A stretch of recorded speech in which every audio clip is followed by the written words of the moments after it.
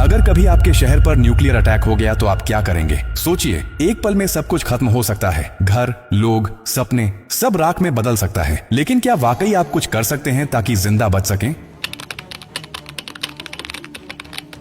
हाँ, अगर आप अभी से तैयार हैं, ये जानकारी जिंदगी और मौत के बीच की दूरी तय कर सकती है। क्योंकि जब एक न्यूक्लियर बम गिरता है तो सिर्फ धमाका ही नहीं होता, उसके बाद शुरू होता है वो खतरनाक खेल जिसे कहते हैं रेडिएशन फॉलआउट। और उसमें जो जिंदा बचता है वो भी धीरे धीरे मरने लगता है। सबसे पहले जानिए कि जैसे ही न्यूक्लियर बम गिरता है, एक तेज सफेद रोशनी आपके सामने आती है। इस रोशनी को देखना मतलब अपनी आंखों की रोशनी खो देना। आप अंधे हो सकते हैं, स्थायी रूप से। इसलिए पहला कदम, जैसे ही धमाके की खबर मिले या रोशनी दिखे, तुरंत जमीन पर लेट जाइए, अपनी आंखें और कान बंद कर लीजिए और चेहरे को किसी कपड़े से ढक लीजिए। ये पहली रक्षा है। अब सवाल उठता है कि कहां जाएं? तो याद रखिए, अगर आपके आसपास कोई मेट्रो स्टेशन है, बेसमेंट है, अंडरग्राउंड पार्किंग है, तो वहीं भागिए। क्योंकि जमीन के नीचे रहना न्यूक्लियर फॉलआउट से बचने का सबसे कारगर तरीका है। लेकिन अगर कुछ नहीं है तो अपने घर को ही शेल्टर बनाना पड़ेगा। सारी खिड़कियां, दरवाजे बंद कर दीजिए। हर छोटी छोटी दरार को भी किसी कपड़े, टेप या गत्ते से बंद कीजिए। हवा का एक भी रास्ता नहीं खुला रहना चाहिए। अटैक से पहले या जैसे ही खबर मिले, आपके पास सिर्फ कुछ मिनट होंगे। उसी वक्त पानी भरिए, बाल्टी, बोतल, ड्रम, जो भी है।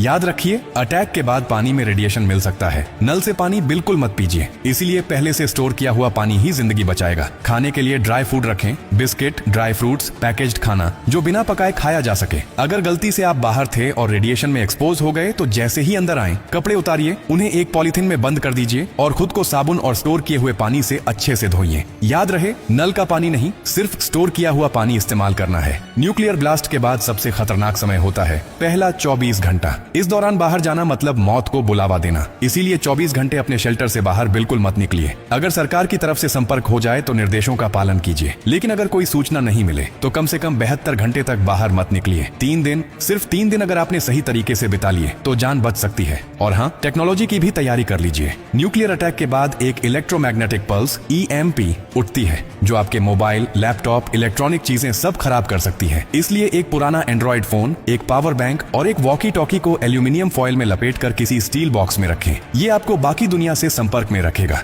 सबसे जरूरी बात, घबराइए मत, पैनिक नहीं करना है। हर फैसला सोच समझ कर लीजिए, क्योंकि न्यूक्लियर अटैक एक टाइम गेम है। जो जितना शांत रहेगा, उसकी जान बचने के चांस उतने ही ज्यादा होंगे। और याद रखिए, ये जानकारी सिर्फ आपके लिए नहीं, बल्कि आपके परिवार, दोस्तों, पड़ोसियों और पूरे समाज के लिए है। क्या आप अकेले सुरक्षित रहना चाहते हैं? नहीं ना? तो इस जानकारी को हर उस इंसान तक पहुंचाइए जिसकी जिंदगी की आपको परवाह है। हो सकता है आपकी एक शेयर से किसी माँ का बच्चा जिंदा रह जाए, किसी पिता की आखिरी उम्मीद बच जाए, किसी बहन का भाई लौट कर घर आ जाए। और यही तो असली इंसानियत है। और हाँ, जब आप जिंदगी बांट रहे हैं तो एक वादा भी कीजिए। डॉक्टर कार्डियो की हर पोस्ट से कुछ सीखेंगे और दूसरों को भी सिखाएंगे। क्योंकि हमारा मकसद सिर्फ कंटेंट नहीं, आपकी सुरक्षा है, आपकी जिंदगी है।